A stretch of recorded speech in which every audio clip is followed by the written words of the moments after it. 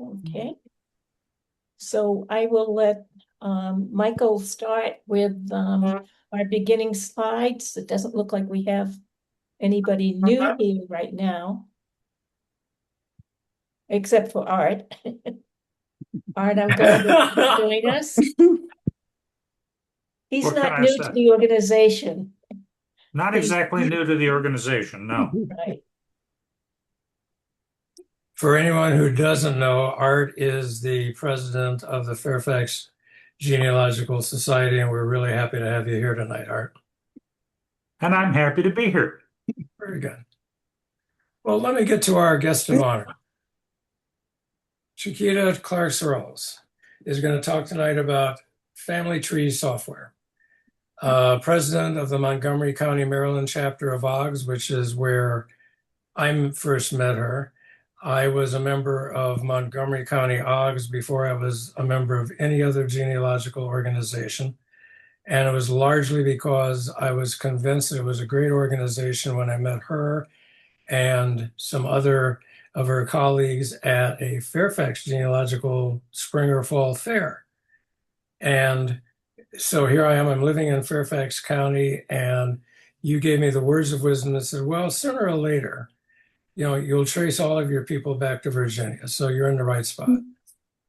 Bachelor's degree in Spanish from the University of Pennsylvania, master's in library science from Drexel, bachelor's degree in computer and information science from the University of Maryland, and runs her own computer support company. You should have told me that a while ago. And and is also an adjunct professor at Montgomery County College. On the personal side, she's originally from Westchester, Pennsylvania, and both of her maternal and paternal families trace their histories in Chester County, Pennsylvania for 175 years. She's worked with Peerless Rockville, a local historic preservation organization, giving guided walking tours of historic African American sites, doing research for various projects, including an exhibit on Underground Railroad activities in the region. And she gives presentations on local African American history. She is going to talk tonight about Family Tree Maker, how to use it and what it can do for you.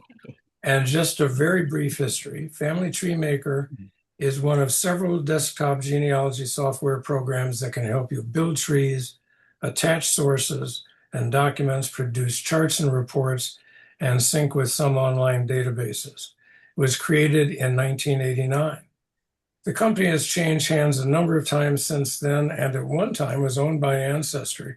And we were talking before the meeting began about how Ancestry actually shut it down at one point.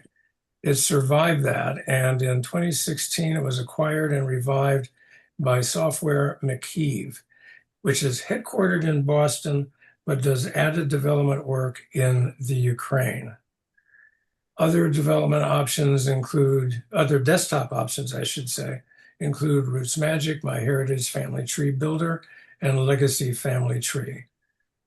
Chiquita is here tonight to demonstrate how to get started on FTM, discuss the various tools within the program, and how it can connect with Ancestry and Family Search.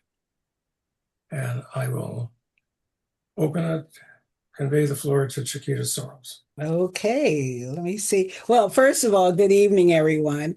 I'm one of those people who, if I didn't start with Family Tree Maker in 1989, I probably started soon after that. Was a little concerned when Ancestry bought the company, was more concerned when they said, we're not going to support it anymore. And Makiev had been producing the Mac version of Family Tree Maker anyway, but I was also a little concerned because I'm like, I need this on a Windows computer. So I have a long history, but during the period of time when Ancestry said we're not going to support this anymore, I actually moved everything to Roots Magic. So I used Roots Magic for several years. I've also worked with I'm probably going to say it wrong, but Family Heritage. I've worked with them. So I've worked with at least three of the desktop programs. And once Macchia took over, I really was happier to go back to Family Tree Maker. Among other things, I felt that the charts and reports that it provided, I liked that better than what Roots Magic was doing. Of course, it's all personal. So, but that was my personal feeling. So my goal tonight, because Michael did a part of what I was going to say, which was I was going to talk a little bit about the history, but that's good. So I can really focus on, um, you know, how to start with it.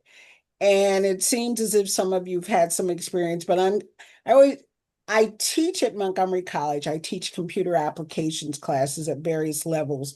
But for some of the classes that I teach, I always make the statement, I'm going to teach this as if you don't know anything. Now, that means that some of you will go, oh, yeah, I knew that.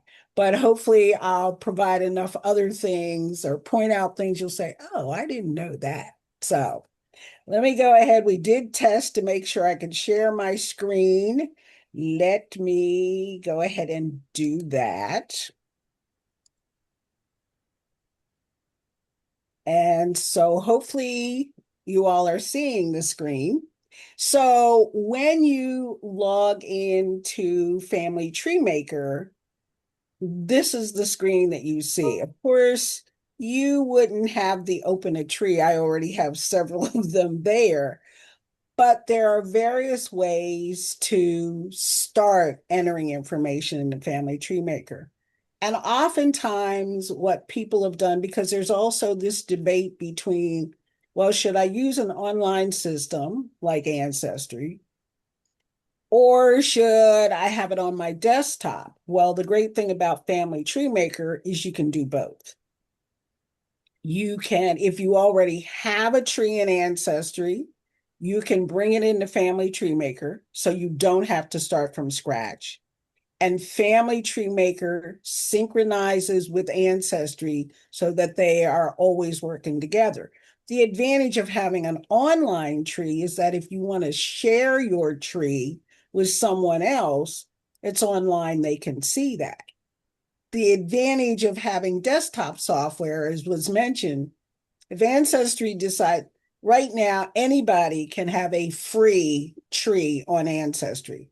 And if Ancestry decides tomorrow, we're going to charge you $500 to have it there, that might not be what you want to do.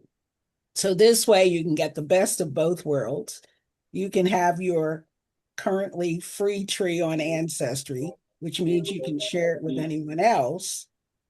And you can have basically a copy of it on your desktop that you can always have. Because, excuse me, the software is downloaded onto your PC. Currently, now I'm currently still running Family Maker 2019. They just this year released the version 2024, which I haven't. Let's put it this way. I purchased it 2 years ago when they first announced it, and they never sent it to me. So I'm not sure what, but recently they sent me the companion book for it.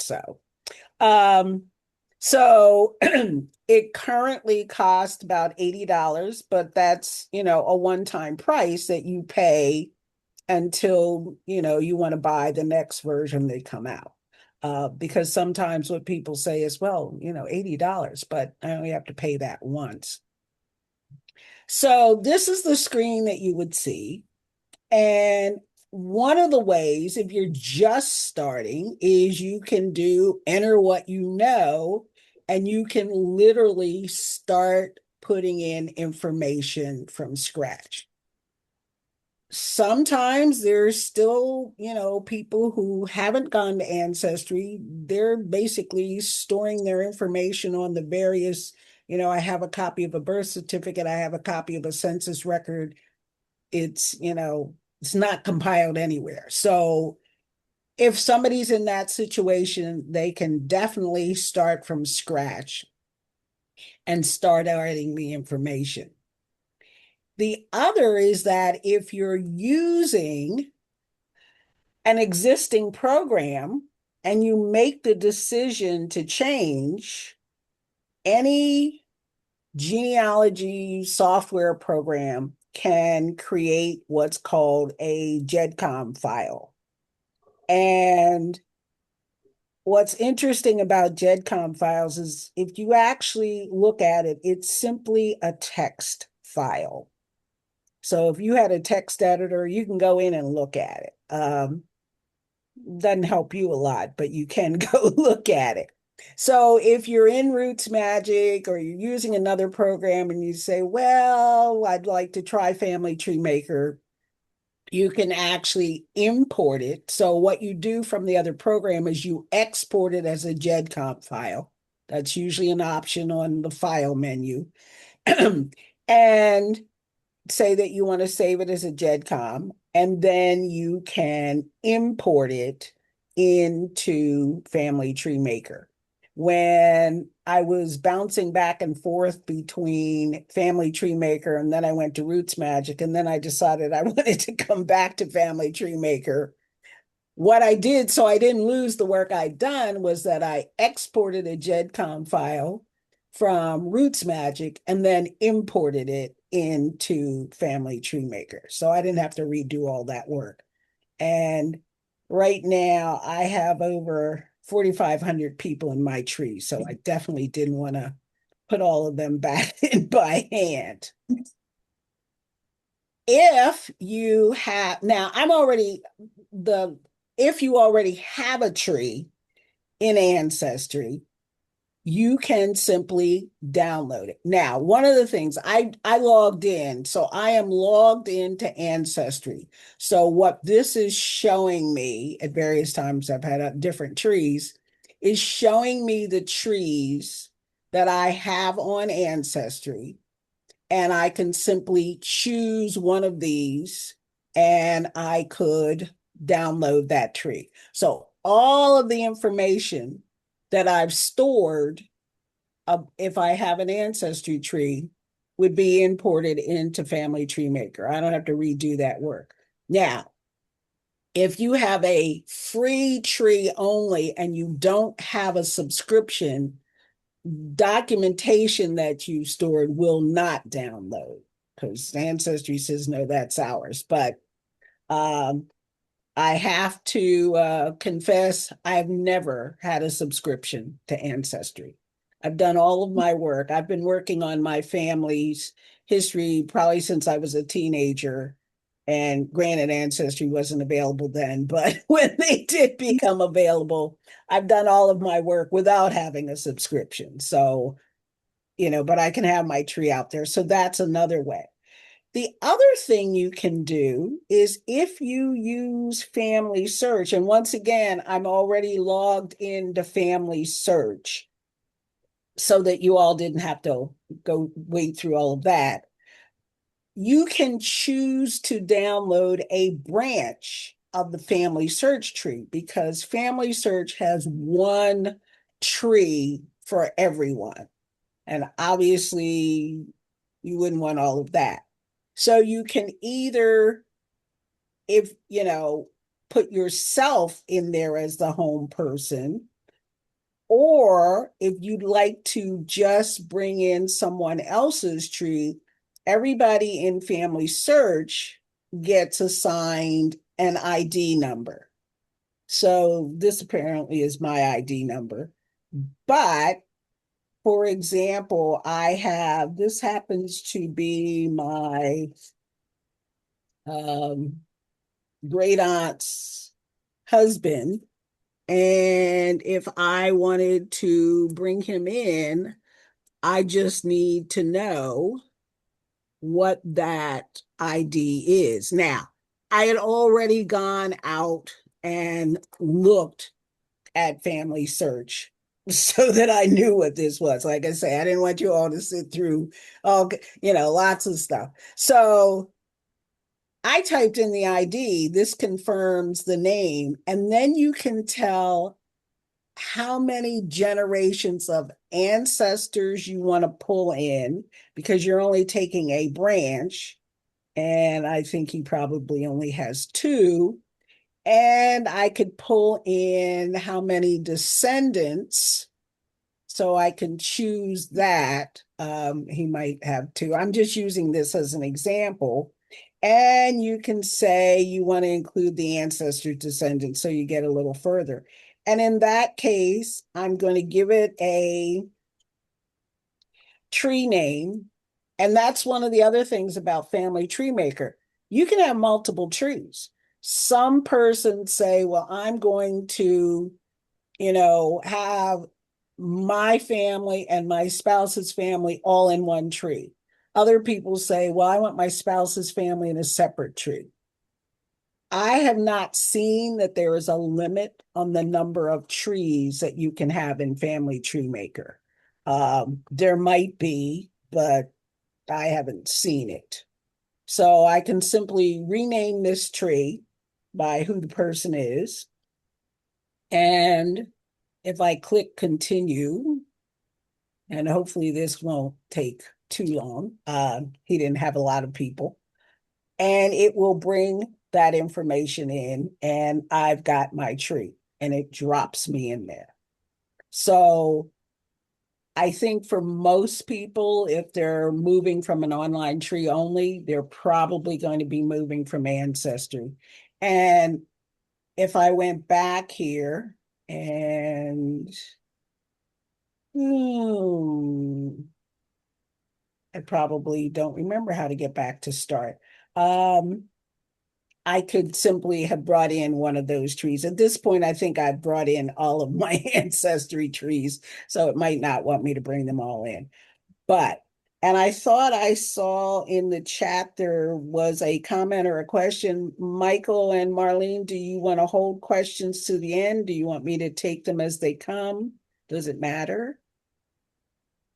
Hey, Marlene, you're on mute.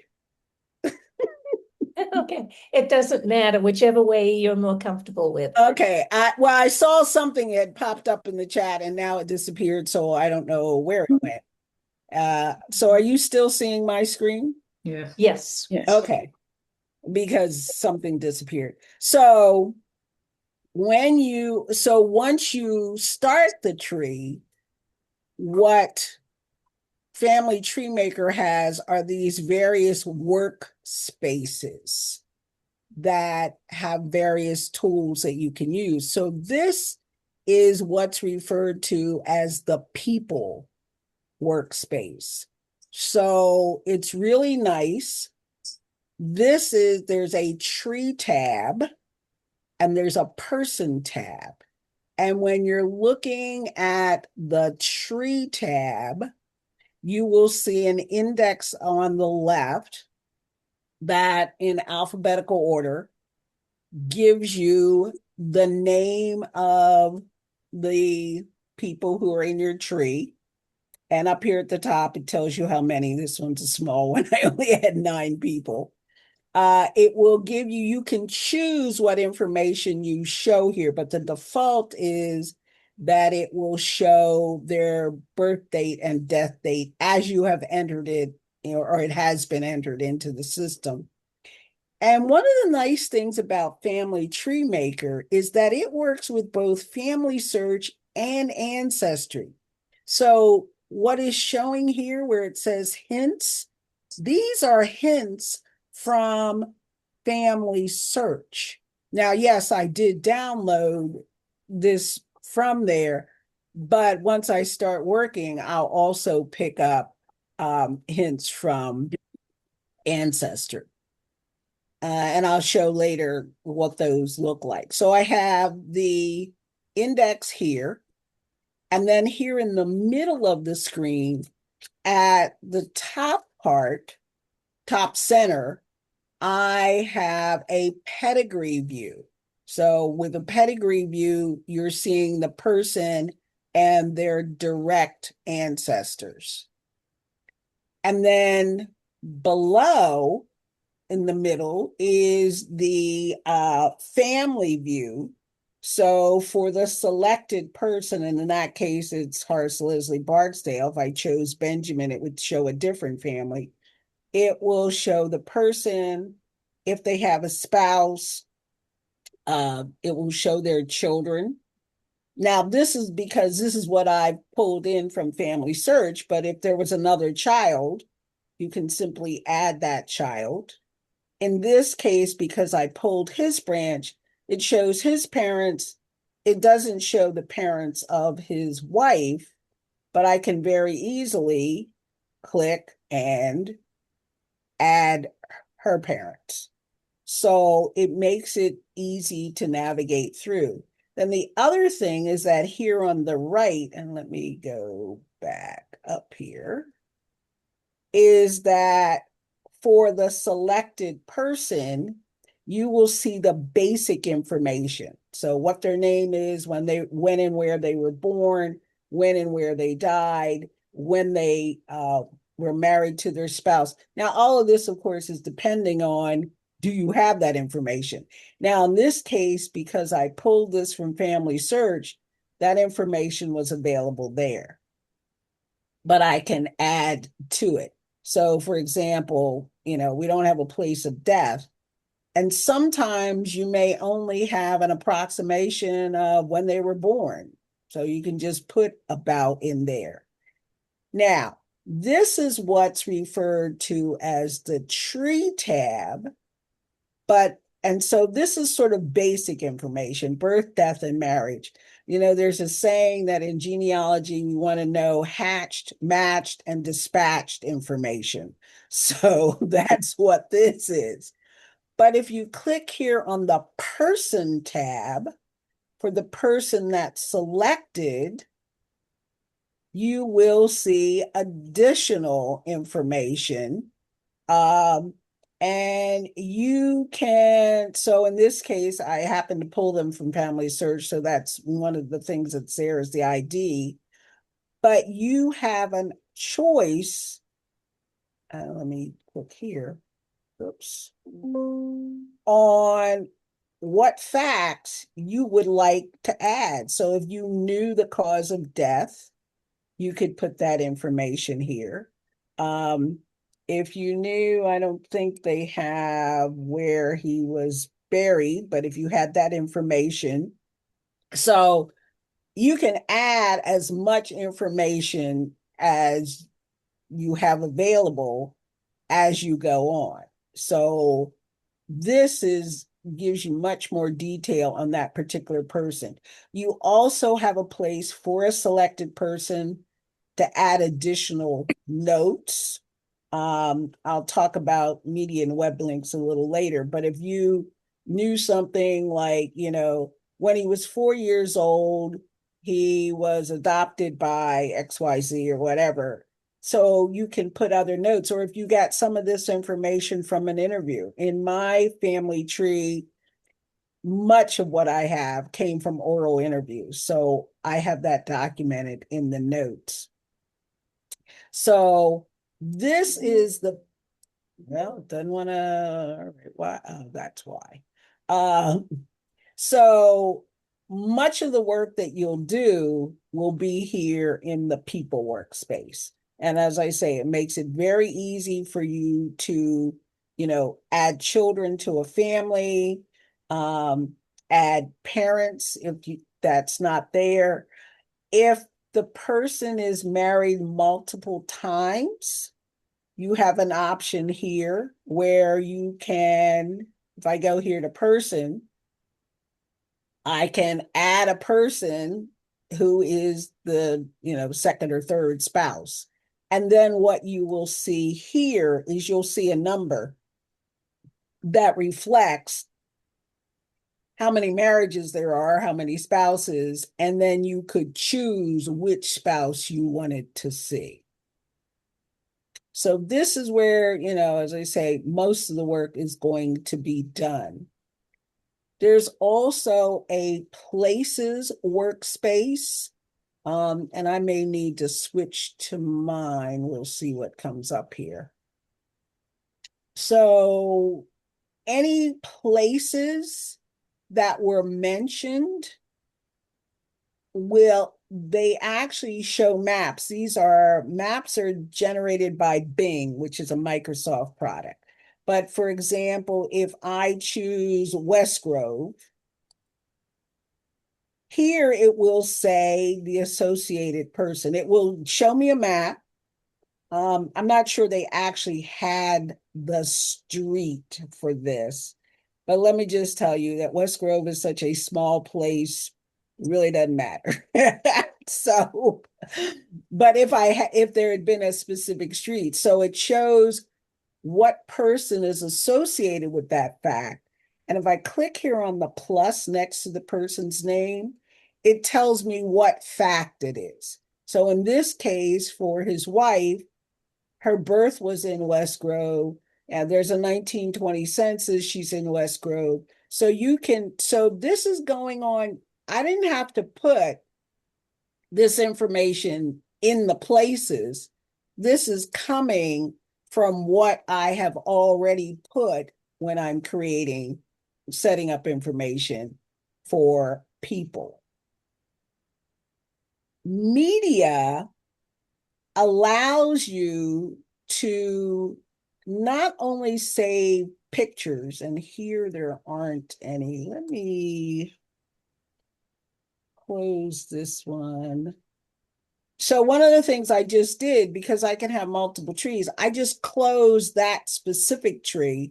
It brings me back here to the opening screen where I can pull up another family tree. And in this case, I'm going to pull up mine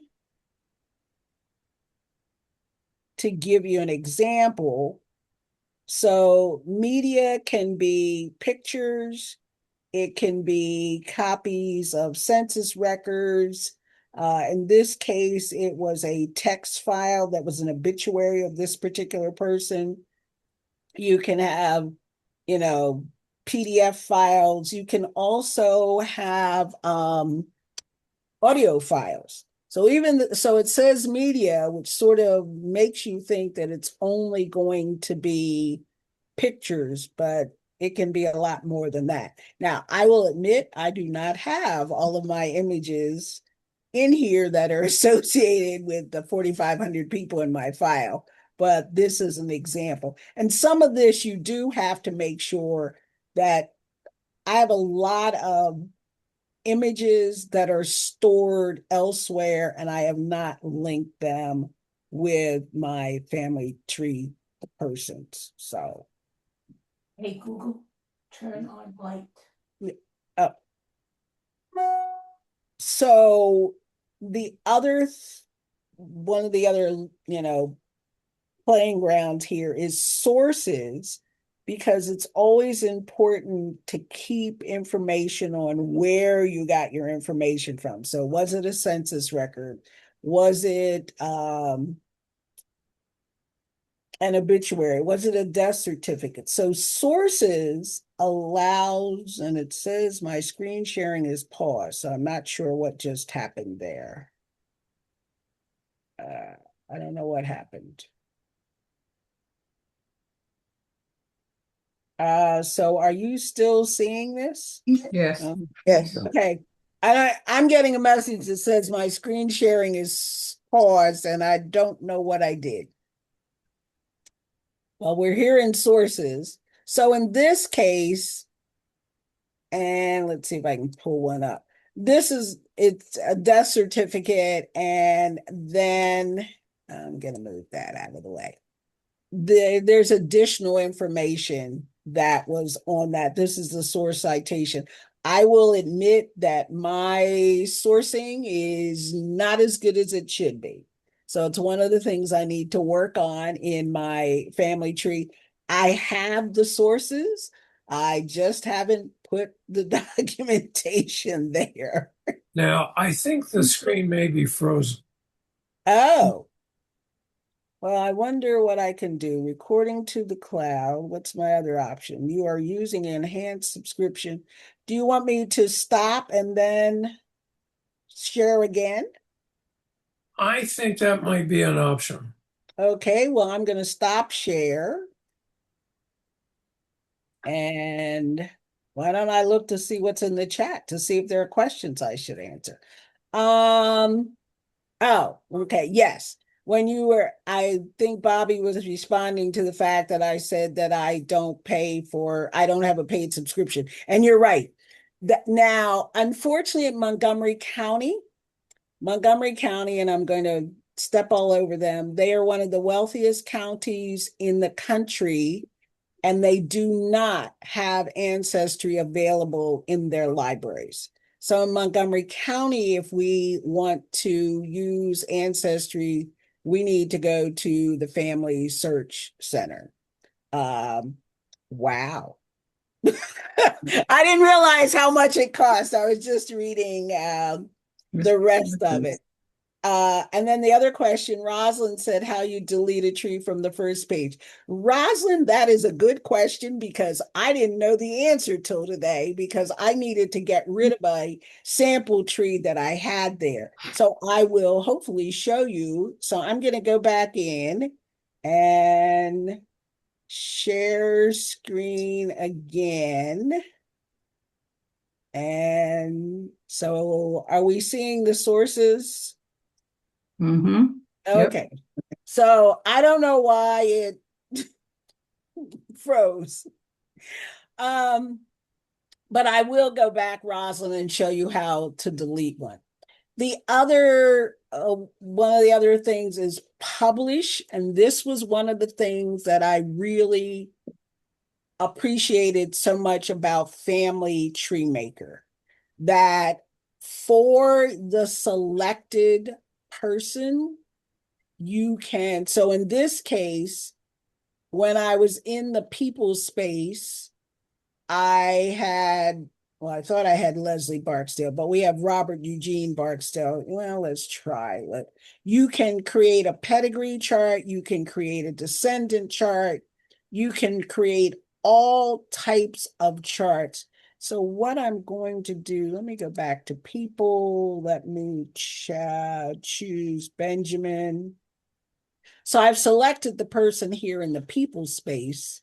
And now if I go to the publish space, here in the chart selection, I can choose descendant chart and click on create chart. And hopefully we'll actually get a chart created. It quickly creates a chart. Now, there are other things you can do. You can change the background. You can change how many generations of descendants there are. You can decide if you want pictures in there. But, you can really make quick charts. And if you look at this one and you say, well, that's not the one I want, you can simply go back here to collection and choose another one. There are charts. There are what they refer to as genealogy reports. So I could do a descendant report, which gives you, in a text way, when the person was born, when they, so it's not just, we have this list of facts. They've actually put it so that, it would be readable for somebody and they could go ahead and look at it. Now, you do have an option. I haven't done it, but you can actually use it to create a book. Yeah. So you could put that book together and then, take it somewhere else. And I'm not sure if I choose create book, I can give it a name and, and then it will pull the information from what you have saved within Family Tree Maker. That's great. Their relationship reports, their person reports, there are a whole slew of reports. So for example, there's a timeline report. And so you just click on it. And once again, the important thing is that before you come into this, you've chosen the person you want to be the basis of the report. And here's the timeline report. So things like for Benjamin Barksdale, when his brother was born, when his sister was born, when he got married, when his son was born. So just going through, and the thing is, I'm creating these, I'm not saving them. So I can go look at something and decide, do I want it or not? There's a data errors report. I don't think I've looked at this in a while, but if there were things like, and am I going to get anything? Maybe.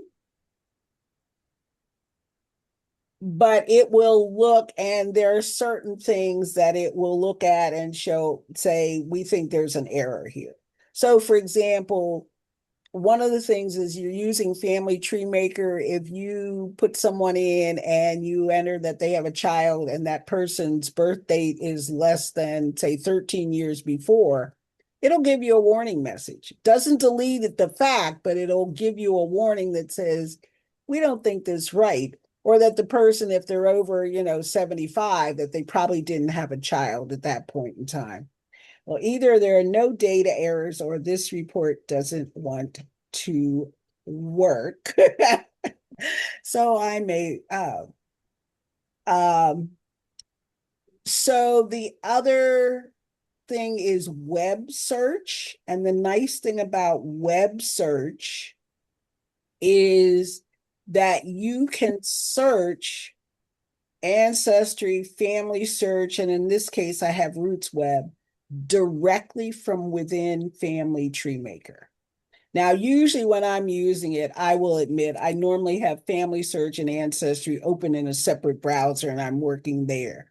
But I could do the research directly from within. Now, once again, this is based on who the person was that I had selected when I went in here. So it's looking for, Benjamin Barksdale.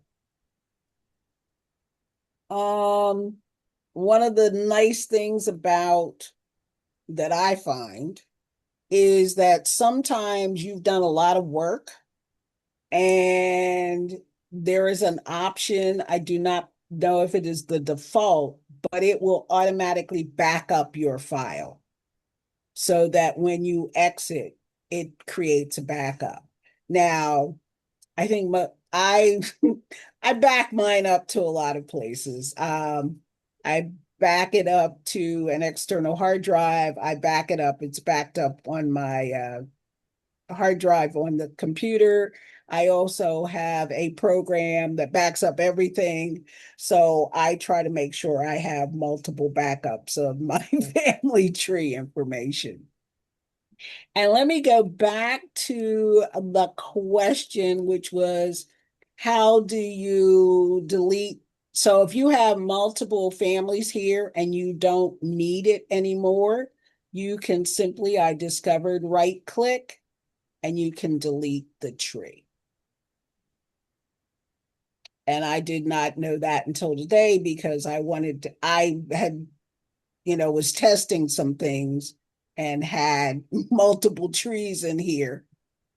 I'm not sure what the difference is between delete tree and remove from this list. Delete tree, I think, actually deletes all of the information. I think remove from list just means that you're not going to see it when you come in.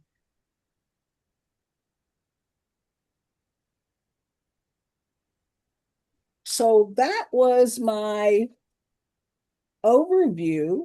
I'm just looking at my notes to make sure I didn't miss anything I wanted to make sure I had covered.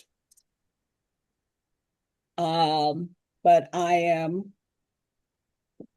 one of the things, when you get ready to sync your tree, and I'm going to choose mine, and this may be when things is that up here in the upper right, I am already logged in to both Family Search and Ancestry. And here it says there are changes to sync. And if I click on this and then I choose sync now, it will connect to the Ancestry servers. It comes up with what it calls whether or not it's green weather or not, and to tell you whether, their servers are down. And then it automatically will compare the tree that I have on Family Tree Maker with what I last updated. It will tell me, in this case, it says I have, 6 people that I've added, 5 that I changed. I didn't delete anybody. I can look at the details. Normally, I'm like, fine, I know. And then I can just continue.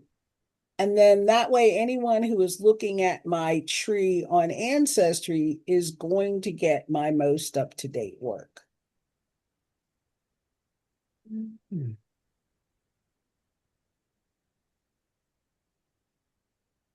So We've got a couple of seconds here. I've got about half a dozen questions for you, but right now I'm okay. simply going to ask, do you usually do your work in Family Tree Maker and then sync with Ancestry, or the other way, start with Ancestry and sync with Family Tree Maker? And what problems can occur if I add Marlene to my Family Tree Maker? And if I add Michael to my Ancestry and then I say sync these, are they both going to show up in both places? Okay, in answer to the first question, I work in Sure. Family Tree Maker all of the time. Okay. So I'm always doing all of my work because I am I've worked directly in Ancestry, but I'm more comfortable because I've been working with Family Tree Maker for so long. So I know where everything is. And I like the appearance. So I always work in Family Tree Maker and then sync with Ancestry. My understanding is that if, for example, you enter Marlene in Family Tree Maker, and then you go into Ancestry and you enter Michael, when you synchronize, it's going to be synchronizing both directions. So that what should occur is that, Michael, who you added to Ancestry, is going to show up in your Family Tree Maker, and Marlene, who you entered in Family Tree Maker, would show up in Ancestry. I hope that that's the case. As I say, I always work. One thing is, even if I'm going to a reunion or something, I always have my laptop with me, which is where my Family Tree Maker file is. So I'm always working in Family Tree Maker and syncing to Ancestry so that if I have, cousins who want to look at it later, they can be looking at the Ancestry tree. Okay. Is it possible to have Family Tree Maker loaded on both your laptop and your desktop without getting yourself in trouble? I read recently, there was something I just read today that indicated that yes, you can. I do not believe that, and that's one of the things. Yes, you pay $80, but my understand and what I'm, waving here is the companion guide. My understanding Yeah. is that you can run it on both, that you can or install it on both. Now, Mhm. what would probably occur there is if you make changes on the laptop, you want to sync that with Ancestry, and then you want to go to the desktop Mhm. and sync that with Ancestry, so that's sort of your way of getting the information from the laptop to the desktop would be through Ancestry. That's what I would assume, and it makes sense, but you have to actually be paying attention to your workflow or you get yourself in trouble. Right, which is why I only have Family Tree Maker on my laptop. I have a question. Yes. Is Family Tree Maker made through Ancestry? The No. original. The original, no. The original, and I don't have the information. The original was not Ancestry. The Okay. original was Banner. I want to say it was Banner Publishing was the name of the company. Okay. Um, And after quite a few years, they sold to Ancestry or Ancestry bought them. Ancestry tends to buy anything that's Yeah. genealogy related. But it was originally Banner Publishing. And I probably have that original manual too, that went with it. So it wasn't always Ancestry. Because I was looking at remember I showed you this in the beginning. Right, right. And there's ancestry.com all over it. Okay, that was 2006. And I Yeah. don't remember, and Michael, I don't remember whether your slide indicated when Ancestry bought it. 2016. Okay, but she's saying she has a 2006 version, and Yeah, this is a 2006 version. It's okay. It says the 15th edition. That's what this one I'm is. sorry. I misspoke. 2016, it was acquired by the people who have it now. Oh, okay. So it may have been that 2006 Ancestry by that time had bought it. So if this is the 15th edition, that would be 91? Yeah. 1991. That's 1991? No, it says the 15th edition, so this is 2006. But if you go back 15 years from 2006, right? It comes up. Right. So that would be the year when Family Tree started. No, I think No? based on what Michael had in his slide was that Family Tree Maker started in 1989. Mm, So Ancestry did not own it for at least 20 years, I think. yeah. And then they did buy it. They had it for several years. They decided they weren't going to support it anymore. And the genealogy community was really up in arms about that. And then they decided they would, but Makiev had been making the Mac version of Family Tree Maker before. And then what Ancestry did, the agreement was that Makiev would then make the Windows version. Now I see that there was a comment from Roslyn about what's happening in Ukraine. What I would say is that, so Roslyn's question is, given what is happening in Ukraine, how worried should we be about Family Tree's longevity and continuity? This is a program that is installed on your computer. I've used, old versions. So what occurs is you don't really need any support from them. And unless Ancestry stops syncing with the current version, you would still be able to do that. Interestingly enough, Roots Magic just came out with an issue because Ancestry changed whatever their connection was to Roots Magic. And so Roots Magic has had a problem. You cannot sync with Ancestry until they get that fixed. So this is a company that's in the US and they're having more problems with their sync than Family Tree Maker, which the majority of their coders apparently are in the Ukraine. Mm-hmm. So yes, I'm concerned, but I guess if all else failed, I'd go back to Roots Magic. There's one of the companies that produces software that ferrets out bugs on your computer is also headquartered or has a location in Ukraine.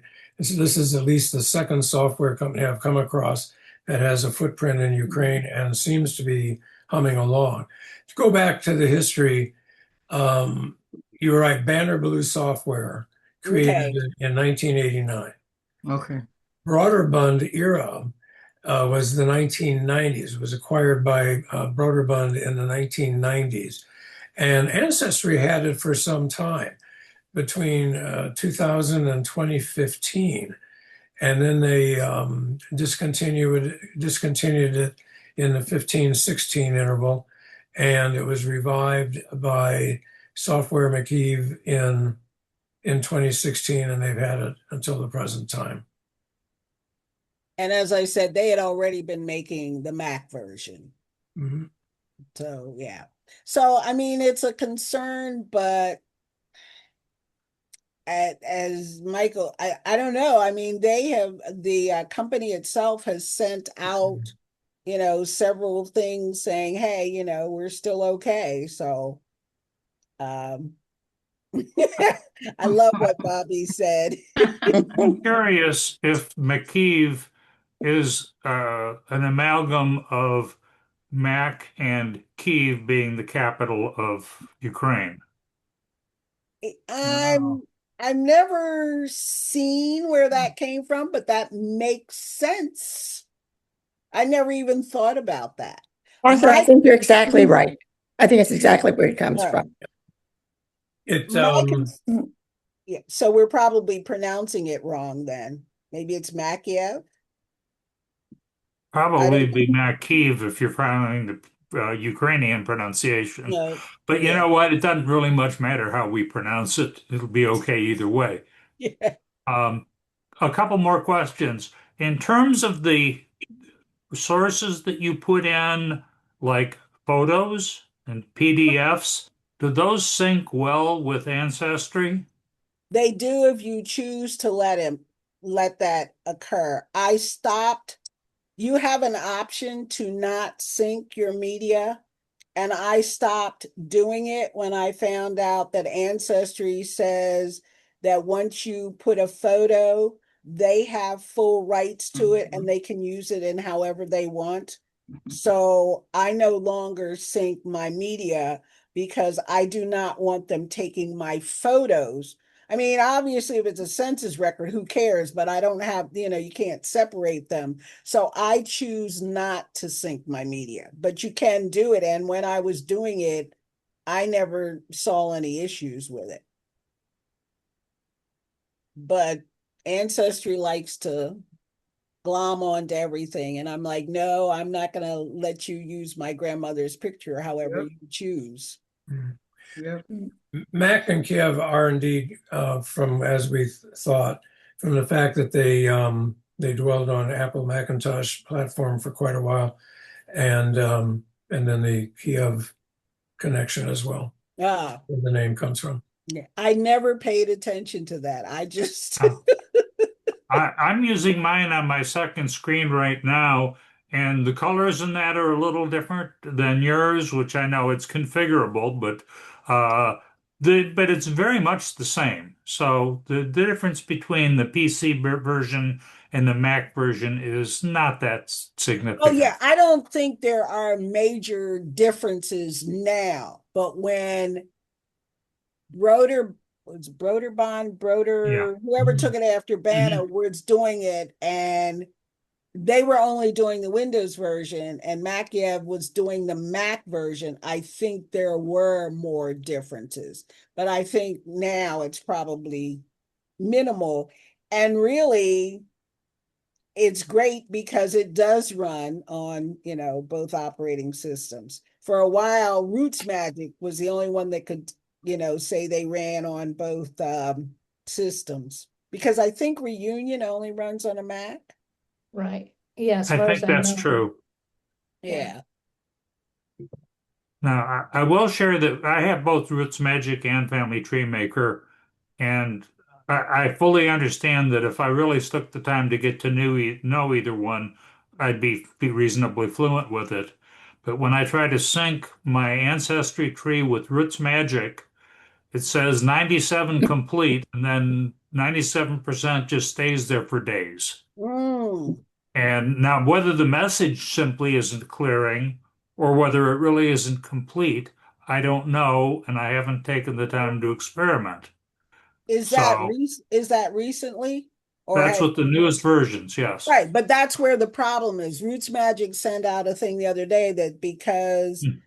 Ancestry had, you know, updated their side of it, and Yeah. Roots Oh, Magic was I like, saw well, that, but I talked to their tech support people via oh, email several months ago, and they didn't really come up with any good answers for me. oh, okay. So. Yeah, I haven't, I mean, when I'm doing syncs, and I don't do a sync every single time I make updates. So sometimes, it could be multiple changes. I'll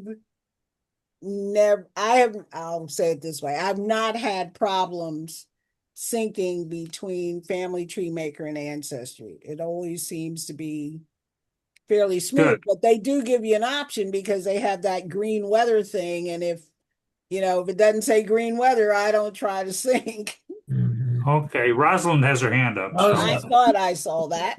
Hi, everyone, again. I was just wondering, can you tell us a little bit about the tree vault with Family Tree Maker? Mm. Do you know anything yet? That is an additional paid option, and I have not specifically used it. They in 2024, many of the new tools that they added to 2024 require you to use Tree Vault. And I'm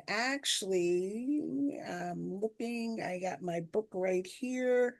It has things like something called turn back time, where you can go back 1,000 changes to redo. They have something where they'll tell you what the weather was on a specific date. And they have something that's an emergency tree restore service. And I think also the mobile app, I think, requires that. So I have not specifically used it because it was an additional paid option. And it felt to me like the biggest benefit was that, if you made a mistake and you wanted to go back and restore, because I think with Tree Vault, they talk about they back up your system every 15 seconds. I'm usually taking more than 15 seconds to try to figure out what's going to go into my file. So I'm like, so that's the most I can tell you about it. And as I say, in 2024, that version, there's supposed to be more tools available under the Tree Vault. Yeah. What I heard, let's see, yeah, what I heard is that if you have the vault, then that information, everything you have in the vault can be taken with you if your computer dies and you don't have backups, that you have everything in that vault so that it's easy to transfer your information. Yeah, I think it's their form of cloud storage. Right. Hmm. And because I'm already paying another company to do backups, I'm like, all right. Yeah, and I don't think it's a one-time fee. I think it's more like a yearly fee or something like that. Right, yeah. So, I mean, I think it has value. I just had other options and chose not to use it. And some of the things, I don't really care if I don't know what the weather was like on the day my mother was born. So I didn't find that was worth my investing in it. I have Chiquita, I another noticed question. that you have a large companion book.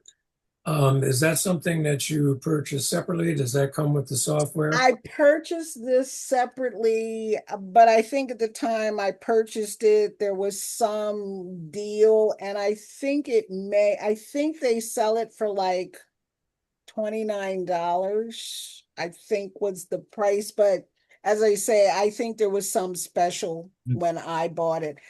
I found it to be very valuable.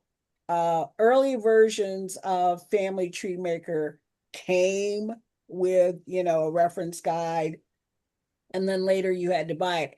And somehow, mysteriously, a couple of weeks ago, the companion guide for 2024 showed up in my mail. me too. Okay, I don't have 2024. They want you to buy the new one. I'm like, it's like,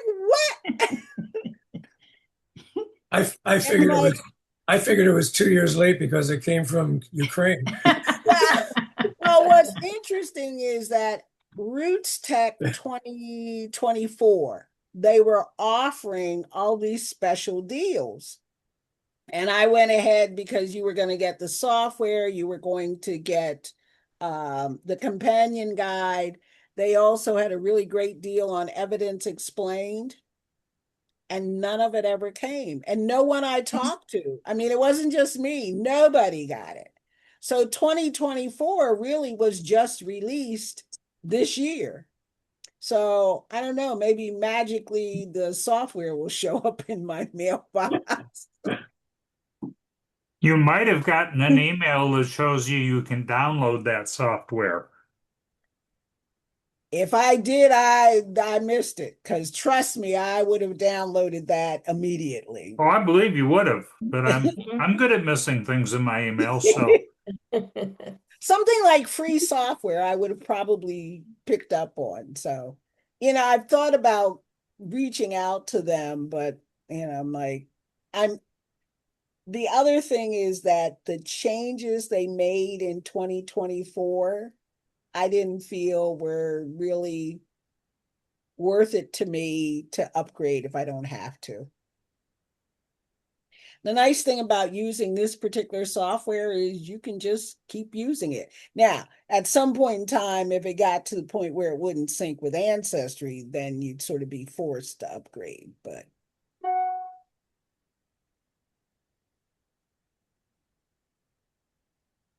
And if you do an upgrade, is that a relatively easy process? when I upgraded from 16 to 19, I don't remember there being any issues. Sometimes you run into more issues if you're having to move to a new computer than if you're simply upgrading on the same system. Because one of the problems that occurred, it's a download, so you don't have a disk or anything. So when you go to move to a new computer, you don't have something that you can reinstall.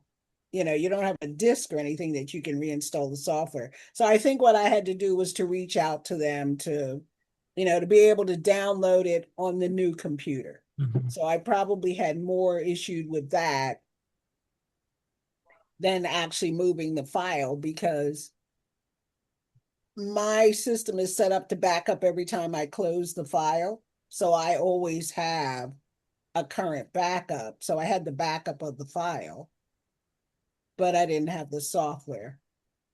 There you go. Well, any further questions? Well, hopefully this was helpful to somebody who might say, well, gee, do I really want to? I personally, as I say, I've used at least 2 other programs, and I personally prefer this one, but part of that is because I've been using it for, over 20 years, probably over 30 years. Thank you very much, That's Chiquita. wonderful. You're Yes, welcome. thank you. Thank you so Thank much That was for great. inviting Thank me. you. Marlene, any closing thoughts? No, I think that was very valuable. I have it. I'm gonna have to start using it. I also have Roots Magic, and Reunion, but Reunion is so old. And I think all these new programs do what I liked about Reunion, especially notes, and that kind of thing. Mhm. So, Excellent. Very good. Well, again, thank you, everybody. Yeah. Thank you. mhm. Take care. Take care. Bye, Thanks for everyone. joining us. See you in June. See you in June. Or Thanks. we'll see you, Thanks a or we'll lot. see you Friday or Saturday. Hope you can come on Saturday. Okay. Good night. Night.